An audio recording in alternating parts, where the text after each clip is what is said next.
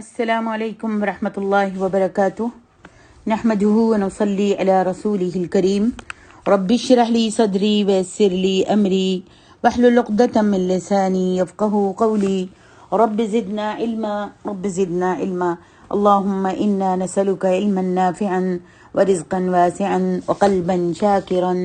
ولسانا ذاکرا وعملا متقبلا آمین یا رب العالمین اللهم إني أعوذ بك من الشك والشقاق والنفاق وسوء الأخلاق وسوء المنقلب وسوء القضاء وشماتة الأعداء آمین یا رب العالمین۔ تفسیر سورة الطلاق آیت نمبر 2 سے 5 تک۔ اعوذ باللہ من الشیطان الرجیم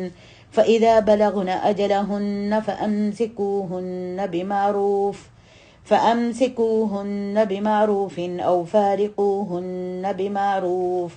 أو فارقوهن بمعروف وأشهدوا ذوي عدل منكم وأقيموا الشهادة لله ذلكم يوعظ به من كان يؤمن بالله واليوم الآخر ومن يتق الله يجعل له مخرجا ويرزقه من حيث لا يحتسب ومن يتوكل على الله فهو حسبه إن الله بالغ أمره قد جعل الله لكل شيء قدرا۔ اللہ سبحانہ وتعالیٰ ان آیات میں ارشاد فرماتے ہیں جب عدت گزارنے والی عورتیں جو ہیں اپنی مدت تک پہنچ جائیں، یعنی ان کی عدت کے دن ختم ہونے والے ہوں، یعنی انقضاء عدت کے قریب ہو اور عدت ابھی مکمل طور پر ختم نہیں ہوئی ہو، تو اس وقت شوہر اسے یا تو اپنے پاس رکھنے کا ارادہ کر لے یا تو اپنے پاس رکھنے کا ارادہ کر لے عدت ختم ہونے سے پہلے، یا اپنے پاس رکھنے کا ارادہ کر لے اس کا شوہر، یا اسے عصمت نکاح کی طرف لوٹائے، اور اسی طرح اپنے پاس رکھنے کا عزم کرے، یعنی اسی طرح سے ارادہ کرے اور تہیہ کر لے جیسا کہ یہ پہلے اس کے پاس تھی، یعنی اس کو پہلے اس نے بہت معروف طریقے سے، اچھے طریقے سے رکھا ہوا تھا، حسن سلوک کے ساتھ اس کی رفاقت کو اختیار کرے یا اس سے علیحدگی اختیار کرنے کا عزم کر لے بمعروف، اور یہ عزم بھی اچھی طریقے سے کرے، نہ اس کو برا بلا کہے، نہ گالی گلوچ دے، اور نہ سختی اور بد زبانی کا مظاہرہ کرے، بلکہ اچھے اور مستحسن طریقے سے اس کو طلاق دے دے۔ اللہ تبارک و تعالیٰ فرماتے ہیں فَإِذَا بَلَغْنَ أَجَلَهُنَّ، تمہارے ہی گھر میں تمہاری مطلقہ بیوی کی عدت ختم ہونے کو آئے تو تمہارے سامنے 2 راستے ہیں۔ ایک یہ کہ بہرحال تم انہیں چھوڑنا ہی اگر چاہتے ہو، ایسی صورت میں ان کے سب حقوق انہیں ادا کر دو۔ اگر چھوڑنا چاہتے ہو تو ان کے سب حقوق ادا کر دو، اور اس کے علاوہ ان سے اچھا سلوک کرتے ہوئے کچھ مزید بھی اپنی استطاعت کے مطابق دے دو، جتنی استطاعت ہے اس کے مطابق ان کو کچھ دے دو تاکہ وہ خوش ہو جائیں۔ جاتے جاتے ان پر کوئی الزام تراشی مت کرو، انہیں کسی طرح کا دکھ مت پہنچاؤ، بلکہ اپنی زندگی کے ساتھی کو تلخیوں کے باوجود بھلے مانسوں اور شریفوں کی طرح رخصت کرو۔ اور اگر تم انہیں اپنے گھر میں ہی آباد رکھنا چاہتے ہو، طلاق دینے کے بعد پھر رجوع کر کے ان سے عدت پوری ہونے سے پہلے اگر تم ان کو اپنے گھر میں آباد رکھنا چاہتے ہو تو رجوع کر لو، اور اس معاملے میں تمہاری نیت اچھی ہونی چاہیے، اور اس عورت کو فی الواقع آباد رکھنے کی ہونی چاہیے کہ میں اس کو اپنے ساتھ رکھوں گا، اچھی طرح سے رکھوں گا۔ ایسا نہ ہو کہ اپنی بیوی کو مزید سزائیں دینے کے لیے اس سے رجوع کر کے اپنے پاس رکھو، یعنی اس سے رجوع کرو، سزائیں دینے کے لیے اس سے رجوع کرو۔ یہ حکم دے کر اللہ تعالیٰ نے عورتوں پر ان بے پناہ مظالم کا خاتمہ کر دیا جو دور جاہلیت میں ان پر ڈھائے جاتے تھے۔ عورتوں کی اس دردناک کیفیت کو امام ترمذی نے یوں بیان کیا ہے۔ حضرت عائشہ رضی اللہ عنہ فرماتی ہیں کہ ایک مرد جتنی بھی طلاقیں چاہتا اپنی بیویوں کو دیے جاتا اور عدت کے اندر پھر رجوع کر لیتا، اگرچہ وہ مرد 100 بار یا اس سے بھی زیادہ طلاقیں دیتا جاتا، یہاں تک کہ ایک انصاری مرد نے اپنی بیوی سے کہا اللہ کی قسم میں نہ تو تجھے طلاق دوں گا کہ تو مجھ سے جدا ہو سکے اور نہ ہی میں تجھ کو بساؤں گا۔ اس عورت نے پوچھا وہ کیسے؟ تو کہنے لگا میں تجھے طلاق دوں گا اور جب تیری عدت گزرنے کے قریب ہوگی تو میں تجھ سے رجوع کر لوں گا۔ یہ سن کر وہ عورت حضرت عائشہ رضی اللہ عنہا کے پاس گئی اور اپنا یہ دکھڑا سنایا، اپنا یہ سارا واقعہ سنایا کہ اس کے شوہر ایسے ایسے کہہ رہا ہے۔ حضرت عائشہ رضی اللہ عنہا خاموش رہیں یہاں تک کہ نبی علیہ الصلوۃ والسلام تشریف لائے۔ حضرت عائشہ رضی اللہ عنہا نے آپ کو یہ ساری باتیں، یہ ماجرا پورا سنایا تو آپ بھی خاموش رہے، یہاں تک کہ اللہ تبارک و تعالیٰ نے قرآن کی یہ آیت نازل فرمائی کہ طلاق جو ہے صرف 2 بار ہے، الطلاق مرتان، صرف 2 بار ہے جس میں رجوع کیا جا سکتا ہے۔ پھر یا تو ان عورتوں کو بھلے مانسوں کی طرح اچھی طرح اپنے پاس رکھو یا پھر اچھی طرح سے رخصت کر دو۔ اللہ اکبر۔ آگے ارشاد ربانی ہے وَأَشْهِدُوا ذَوَيْ عَدْلٍ مِّنْكُمْ، اور تم اپنوں میں سے 2 منصف مردوں کو گواہ بنا لو۔ جب تم رجوع کرنے کا عزم کر لو، ان کے ساتھ رجوع کرنے کا عزم کر لو تو رجعت پر 2 گواہ بنا لو۔ کہ ان سے ایک شخص کے بارے میں پوچھا گیا، کہتے ہیں امام ابو داؤد ابن ماجہ نے عمران بن حسین سے روایت کیا ہے کہ ان سے اس شخص کے بارے میں پوچھا گیا جو عورت کو طلاق دیتا ہے اور پھر اس سے مقاربت کرتا ہے، اور اس نے نہ تو طلاق دیتے وقت گواہ مقرر کیے اور نہ رجوع کرتے وقت، تو انہوں نے جواب دیا کہ اس عورت کو خلاف سنت طلاق دی گئی ہے اور خلاف سنت اس سے رجوع کیا گیا ہے، اس کی طلاق پر بھی گواہ مقرر کرو اور رجعت پر بھی، جب رجوع کرنے لگو تو اس وقت بھی گواہ مقرر کرو، طلاق کے وقت بھی اور رجعت کے وقت بھی، رجوع کرتے وقت بھی گواہ مقرر کرو، اور آئندہ کبھی بھی ایسے نہ کرنا۔ یہ سنن ابو داؤد کی حدیث ہے۔ ابن جریج کہتے ہیں کہ عطا کہتے ہیں اشہدوا ذوی عدل منکم، اور تم اپنے میں سے 2 منصف مردوں کو گواہ بنا لو، طلاق کے وقت بھی اور رجوع کے وقت بھی۔ اس کے بارے میں ابن جریر کہتے ہیں کہ نکاح، طلاق اور رجوع 2 عادل گواہوں کے بغیر جائز نہیں ہیں، واللہ عالم۔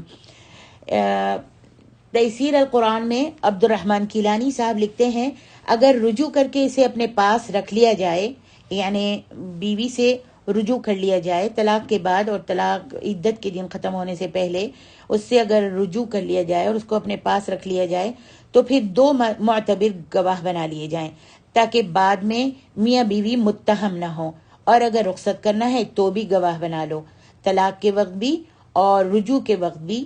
2 گواہ بنا لو۔ واضح رہے کہ یہ گواہی رجوع اور طلاق کے لیے شرط نہیں ہے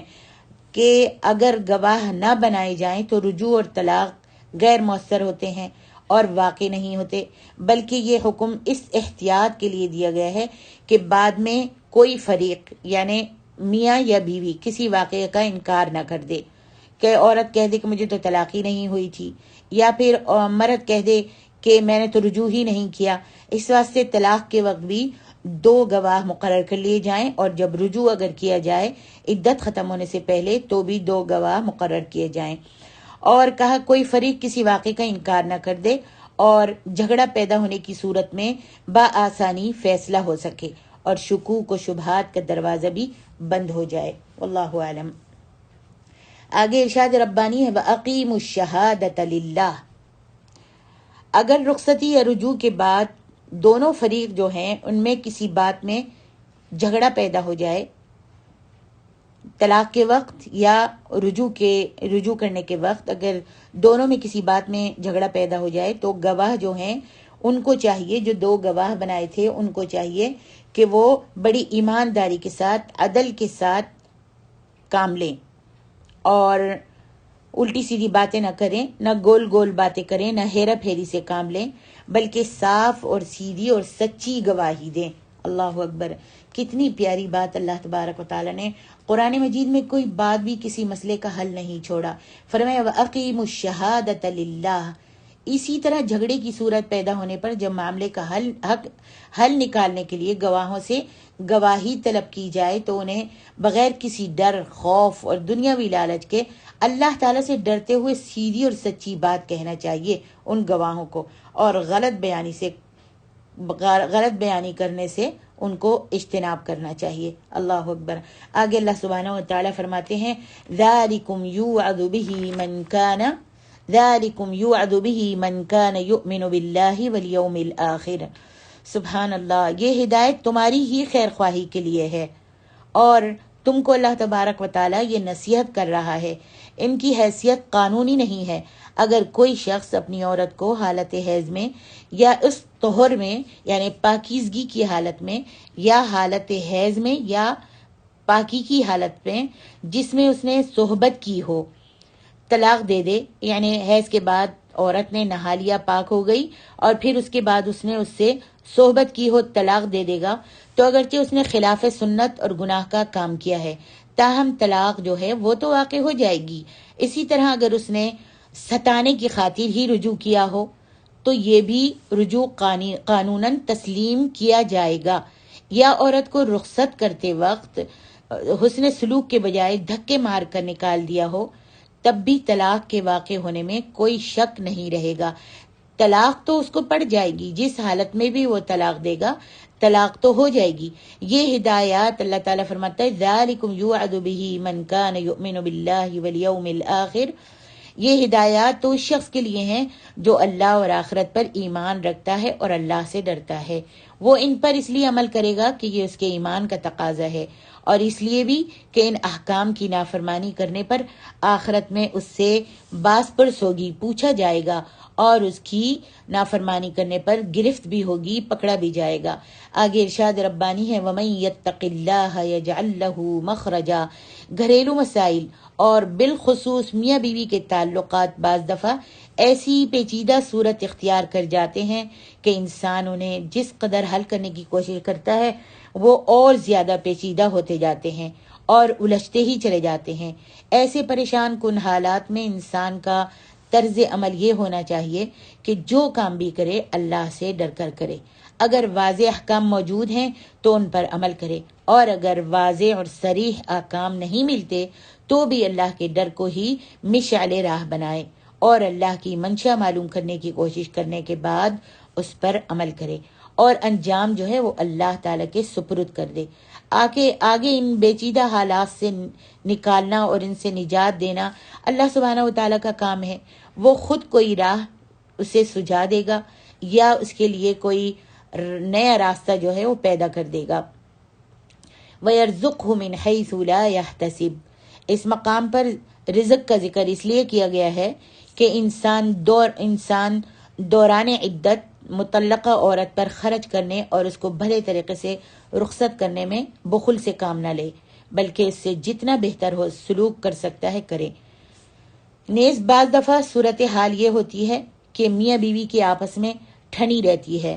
مگر عورت صاحب جائیداد ہوتی ہے یا اچھا کما سکتی ہے تو خاوند اس کو چھوڑنے پر ہی آمادہ نہیں ہوتا، مگر اس سے اچھا سلوک کرنے میں بھی ناکام ثابت ہوتا ہے۔ لہذا وہ عورت کو اپنے ہاں لٹکائے رکھتا ہے اس بات پر کہ وہ کمانے والی ہے اور صلح بھی نہیں ہو رہی اور اس سے اچھا سلوک بھی نہیں کر سک رہا، تو وہ عورت کو اپنے پاس لٹکائے نہ رکھے، معلق نہ رکھے۔ ایسی سب صورتوں میں اللہ سے ڈرتے ہوئے وہی کام کرنا چاہیے جو اللہ کا حکم ہو۔ تنگ دستی سے، فقیری سے نہیں ڈرنا چاہیے، کیونکہ اللہ تبارک و تعالیٰ کا وعدہ ہے کہ جو شخص اللہ پر بھروسہ کرتے ہوئے اور اس سے ڈر کر اسی کے حکم کے مطابق چلے گا تو اس کی فقیری کو اللہ تعالیٰ دور کر دیتا ہے، اور اس کی فقیری کو دور کرنا جو ہے وہ اللہ سبحانہ و تعالیٰ کے ذمے ہے۔ وَيَرْزُقْهُ مِنْ حَيْثُ لَا يَحْتَسِبُ۔ اللہ اکبر۔ اللہ کے ذمے ہے کہ اس کی تنگ دستی کو دور کرے، وہ اس کو ایسی جگہ سے رزق پہنچائے من حیث لا یحتسب، اور اس شخص کو ایسی جگہ سے رزق پہنچانے کا انتظام فرما دے گا جو پہلے اس کے خیال و گمان میں بھی نہیں ہوگا، وہم و گمان میں بھی نہیں ہوگا۔ سبحان اللہ۔ فرمایا وَمَن يَتَوَكَّلْ عَلَى اللَّهِ فَهُوَ حَسْبُهُ۔ اس لیے کہ ہر قسم کے ظاہری اور باطنی اسباب اللہ کے قبضہ قدرت میں ہے، جبکہ انسان کی نظر صرف چند ظاہری اسباب تک محدود ہوتی ہے۔ لہٰذا وہ اللہ سے ڈرنے والے کے لیے پریشانیوں سے نجات کی راہ بھی پیدا کر سکتا ہے اور اس کی تنگ دستی کو دور کرنے کے لیے نئے اسباب بھی پیدا کر سکتا ہے۔ نیز یہ کہ اللہ کی قدرت اسباب کی پابند نہیں ہے، بلکہ اسباب بھی اس کی مشیت کے تابع ہیں۔ وہ ظاہری اسباب سے ایسے نتائج حاصل کرنے کی قدرت رکھتا ہے کہ انسانی عقل کے برعکس ہوں۔ جیسے اللہ کی مشیت نہ ہو تو مجرب دوائی بھی الٹا اثر دیتی ہے۔ اگر اللہ کا حکم نہ ہو تو دوائی جو ہم کئی دفعہ کھا چکے ہیں اور اس سے شفا مل چکی ہے، لیکن اگر اللہ کا حکم نہ ہو تو دوائی بھی اثر نہیں کرتی بلکہ الٹا اثر دکھا دیتی ہے۔ یا ایک مضر دوائی سے بعض دفعہ انسان جو ہے صحت یاب ہو جاتا ہے، سبحان اللہ۔ ایک نقصان دینے والی دوائی سے جو پہلے کھائی تھی اور بیمار ہو گیا تھا، زیادہ شدت پکڑ لی تھی بیماری نے، اور پھر دوبارہ جب وہ بیمار ہوا اور وہی دوائی کھائی تو اللہ تعالیٰ اس سے انسان کو صحت یاب کر دیتا ہے۔ فرمایا ان اللہ بالغ امرہ قد جعل اللہ لکل شیء قدرا۔ اگر کسی الجھنوں میں گرفتار شخص کو اللہ سے ڈرتے ہوئے کام کرنے پر نجات کی راہ نہیں مل سکی، یا کسی شخص نے اپنی حیثیت سے بڑھ کر اپنی مطلقہ بیوی سے فیاضانہ سلوک کیا مگر اس کی تنگ دستی فوراً دور نہیں ہوئی، تو اس سے اسے گھبرانا نہیں چاہیے، کیونکہ اس کے ہاں ہر چیز کے لیے ایک اندازہ، ایک وقت مقرر ہے۔ اسی کے مطابق اللہ رب العالمین اس کو عطا فرماتا ہے اور عطا فرمائے گا۔ آگے ارشاد ربانی ہے واللائی یئسن من المحیض من نسائکم ان ارتبتم فعدتهن 3 اشہر واللائی لم یحضن وأولاة الأحمال أجلهن أن يضعن حملهن ومن يتق الله يجعل له من أمره يسرا ذلك أمر الله أنزله إليكم ومن يتق الله يكفر عنه سيئاته ويعظم له أجرا۔ اللہ تبارک و تعالی نے اس آیت میں عائشہ کی عدت کو بیان کرتے ہوئے فرمایا ہے، عائشہ سے مراد وہ ہے جسے کبر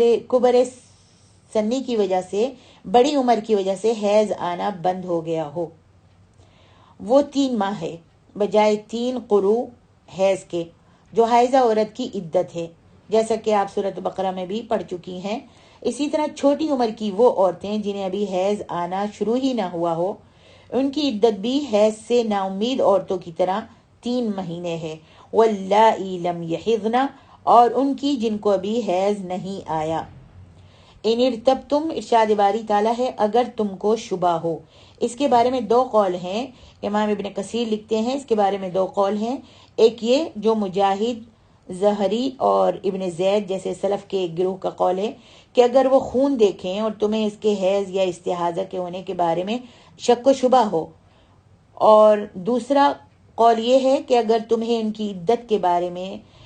کے حکم کے بارے میں شک ہو اور معلوم نہ ہو تو اس صورت میں عدت جو ہے وہ 3 مہینے ہے۔ اس کے بارے میں تفسیر القرآن میں عبد الرحمن کیلانی صاحب لکھتے ہیں، جو عورتیں اتنی بوڑھی ہو چکی ہوں کہ انہیں حیض آنا بند ہو چکا ہو، یا وہ نابالغ لڑکیاں جنہیں ابھی حیض آنا شروع ہی نہ ہوا ہو، ابھی جوان نہیں ہوئی، ابھی حیض نہیں آیا، یا وہ لڑکیاں، اور بعض عورتیں ایسی بھی ہوتی ہیں کہ انہیں عمر کی نسبت سے بڑی دیر کے بعد حیض آتا ہے، اور ایسا بھی ممکن ہے کہ کسی عورت کو عمر بھر حیض نہ آئے، پوری عمر اس کو حیض نہ آئے۔ ایسی سب عورتوں کی عدت جو ہے 3 مہینے ہے، اور یہ اس دن سے شروع ہو جائے گا جس دن سے اس کو اس کے شوہر نے طلاق دی،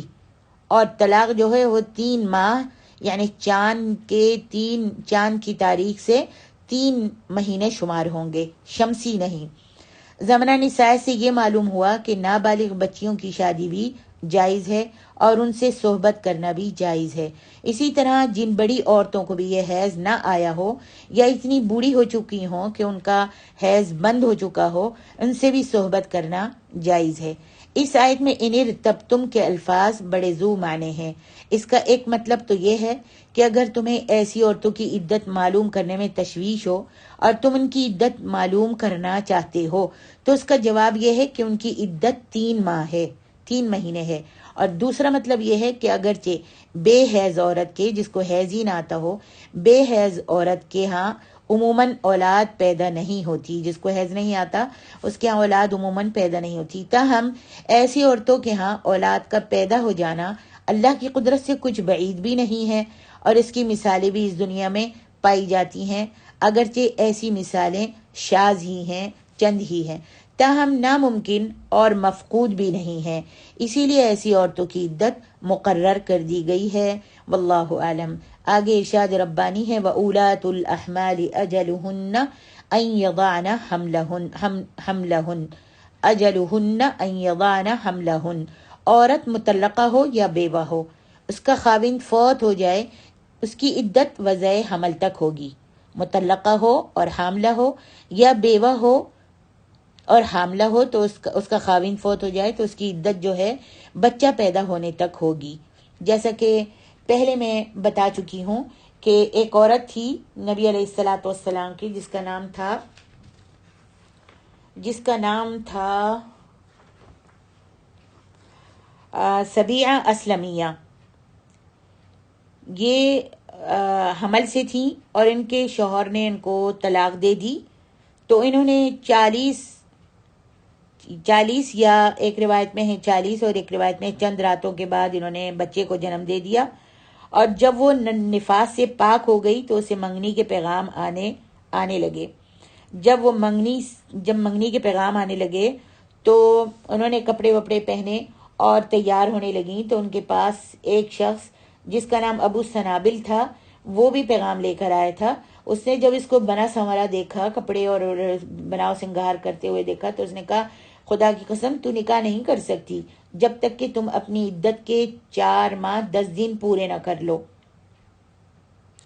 اس کا شوہر فوت ہوا تھا نا، تو اس نے کہا کہ جب تک کہ تم اپنی عدت کے 4 مہینے 10 دن پورے نہ کر لو اس وقت تک نکاح نہیں کر سکتی۔ پھر سبیہ نے کیا کیا، اپنے کپڑے اتارے اور دوسرے کپڑے پہنے اور پھر نبی علیہ الصلوۃ والسلام کی خدمت میں حاضر ہوئیں، تو ان سے پوچھا کہ یا رسول اللہ اس طریقے سے آپ نے مجھے فتویٰ دیجیے آپ مجھے کہ وضع حمل کے بعد میں نکاح کے لیے حلال ہوں یا نہیں۔ آپ نے فرمایا اگر تم چاہو تو شادی کر سکتی ہو، یعنی بچہ ہونے کے فوراً بعد اس کی عدت کے دن جو ہیں وہ ختم ہو گئے۔ تو یہ ہے وَأُولَاتُ الْأَحْمَالِ أَجَلُهُنَّ أَن يَضَعْنَ حَمْلَهُنَّ وَمَن يَتَّقِ اللَّهَ يَجْعَل لَّهُ مِنْ أَمْرِهِ يُسْرًا۔ اس صورت میں بار بار اللہ سے ڈرتے رہنے کی تاکید کی گئی ہے۔ وجہ یہ ہے کہ ازواجی زندگی کے مسائل بھی کچھ ایسے ہوتے ہیں کہ جب تک انسان ہر وقت اللہ سے ڈرتا نہ رہے وہ اپنی بیوی کے معاملے میں بے راہ رو ہو جاتا ہے، اور اسی لیے کتاب و سنت میں اپنی بیویوں سے حسن و سلوک کی بار بار تاکید آئی ہے۔ اللہ اکبر۔